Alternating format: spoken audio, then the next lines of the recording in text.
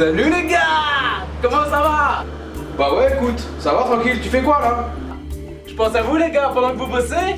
Moi je suis en vacances, tranquille, pépèrement posé à Miami, Miami comme disent les Américains. Non mais c'est quoi ce bordel là? Qu'est-ce que c'est que ce bordel? Lève-toi faire tes tartes au citron là, arrête tes conneries. On se rappelle.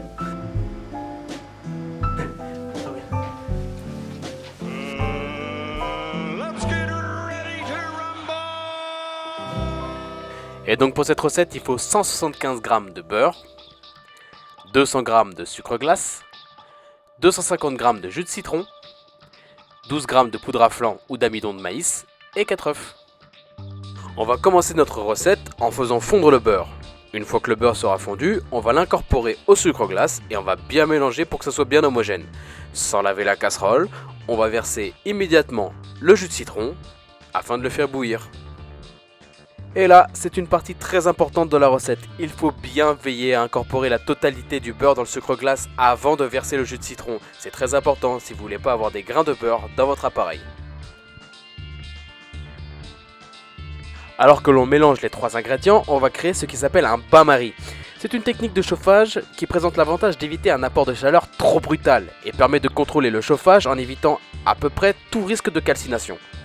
Pendant que notre récipient se baigne les fesses dans de l'eau bouillante, nous allons en prendre un deuxième et y placer l'amidon de maïs, que nous allons mélanger avec un demi-œuf. Une technique un peu bizarre mais qui évite néanmoins d'avoir des grains d'amidon dans votre crème.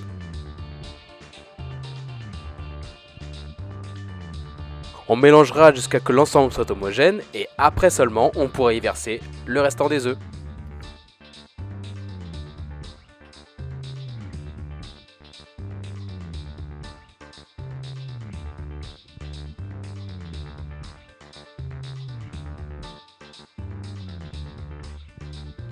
Ensuite, nous verserons l'ensemble dans notre cul de poule principal et nous cuirons l'ensemble durant à peu près 45 minutes.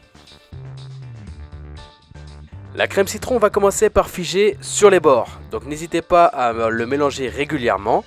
Ne le sortez pas trop vite du bain-marie, il faut qu'il cuise longtemps.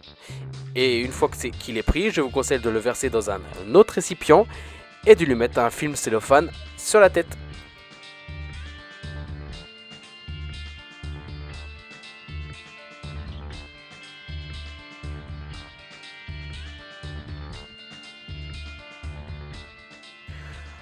On va le faire dormir une nuit au frigo, c'est toujours mieux, avant de pouvoir le pocher. A l'aide d'une poche à douille, évidemment, et d'une douille de 1 cm de diamètre, on va le verser dans notre poche, le racler sur notre index et le placer sur nos tartelettes. Si vous voulez la recette des tartelettes, il faut cliquer ici. Si vous aussi vous voulez faire des belles boules bien rondes, il faut pocher à vitesse constante et rester toujours à la même hauteur. Et voilà, cette vidéo est terminée et j'espère qu'elle vous a plu. Si c'est le cas, lâchez un petit pouce bleu, ça fait toujours plaisir.